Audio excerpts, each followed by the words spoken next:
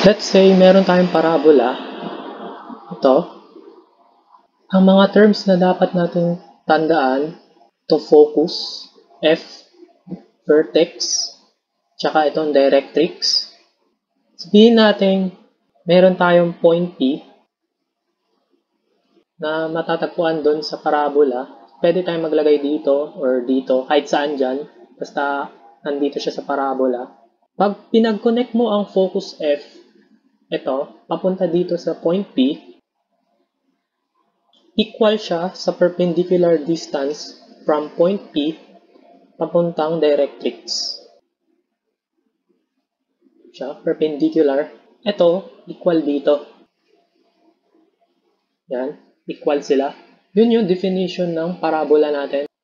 So, parabola is a curve where any point P is at an equal distance from a fixed point, focus F, and a fixed straight line, directrix L. Ito is a line, horizontal line kapag opening upward or downward. Vertical line naman tong directrix kapag opening to the right and to the left. Maglagay pa tayo ng another points para ma-visualize nyo siya. Ito, point Q. So, pag pinag-connect mo tong point Q to focus F, equal siya dito sa point Q, perpendicular sa directrix. So, itong distance na to. Yan. Itong distance na to, equal siya dito sa blue. Try naman natin dito. Ito naman, from focus, papunta dito sa point na to, point O, equal din siya. So, maaari natin sabihin na itong focus papunta sa vertex ay equal sa vertex papuntang directrix. Delete muna natin itong hindi kailangan. So, yun yung definition ng parabola. Any point, equal distance from a fixed point, focus F, and a fixed straight line directrix. So, maaari natin sabihin na ito, focus to vertex, C siya. C ang tawag natin doon. Or sa iba is A or P. So, depende. So, sa DepEd, C ang ginagamit dun sa DepEd module. Tapos, meron tayong tinatawag na latus rectum.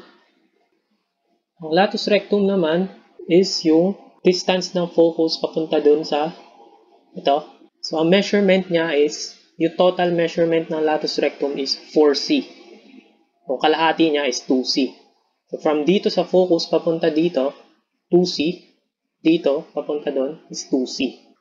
Tapos, meron tayong tinatawag na axis of symmetry. Ang axis of symmetry, ito siya. Dumaan siya doon sa focus tsaka vertex. So, yun lang tatandaan nyo palagi na ang axis of symmetry, dumaan siya sa focus, vertex, tsaka perpendicular siya sa directrix. So, ang axis of symmetry natin is vertical dito. Pag opening upward and downward, horizontal naman siya kapag to the right and to the left. So, delete natin muna.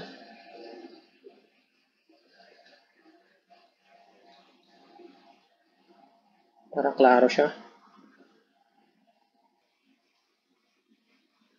Pag alam natin i-plot na yung vertex, focus, madali na lang siya. Makuha natin yung C. Kailangan master nyo yung pagpa-plot dito sa Cartesian plane.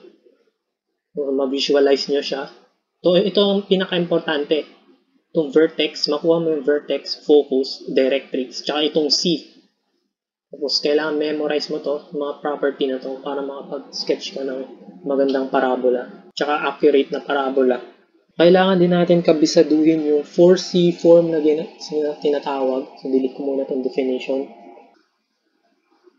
Ito yung 4C form or 4P or 4A. So, depende sa paggamit. Itong C is pwede siyang maging P or A.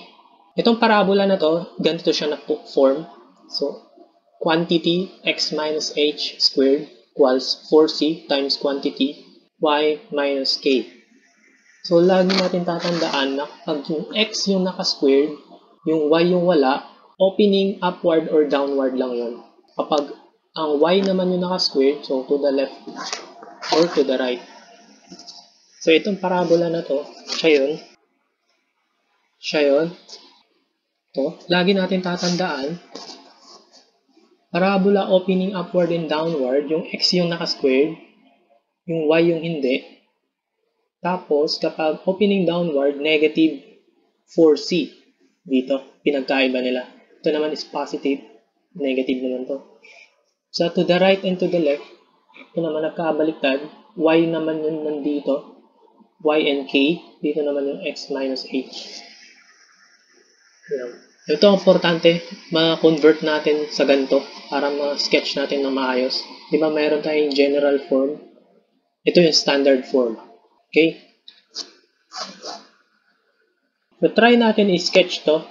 Kunin natin yung vertex based dito sa graph na to. Lalagay ko dito. Okay. Vertex. Tingnan natin siya. So, ang h is along x-axis, 1, 2, 3. So, 3, nandito siya sa 3 nag-fall. Hindi natin sabihin na 3, tsaka positive 2 naman yung k. Dito, na-fall siya dito. Tama, 1, 2. Kuha na natin yung vertex. Ang focus naman, natin yung focus, f. Ang focus is, katulad siya nung h, nag-fall siya sa 3. Ang y naman is 3. Ito, 1, 2, 3. Nandito siya. Meron tayong focus. Makukuha din natin yung C from dito, 1 unit. From vertex to focus, 1 unit. Pag ni-reflect mo dito, 1 unit lang. Yun yung C. C is equal to 1. Tapos, ang directrix natin, ganun din, 1. Na-fall siya dito sa y is equal to 1. So, ang directrix natin, ang equation ng directrix natin ay y equals 1. Ito, constant siya, na nandito lang siya sa y equals 1. Ito na yung equation ng directrix natin. Tapos, itong mga point ng latus rectum, natin dito. Sabihin natin L1, L2 na ito. Ang y natin is 3. Ang x naman is plus 2c eh. So, yung x natin plus 2c, so 5.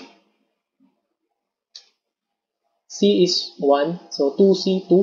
2 plus 3. Ito ang x natin dito. So, 5. So, pwede natin bilangin din dito. 1, 2, para ma-check. 1, 2, 3, 4, 5. Yan. Ma-fall siya dito.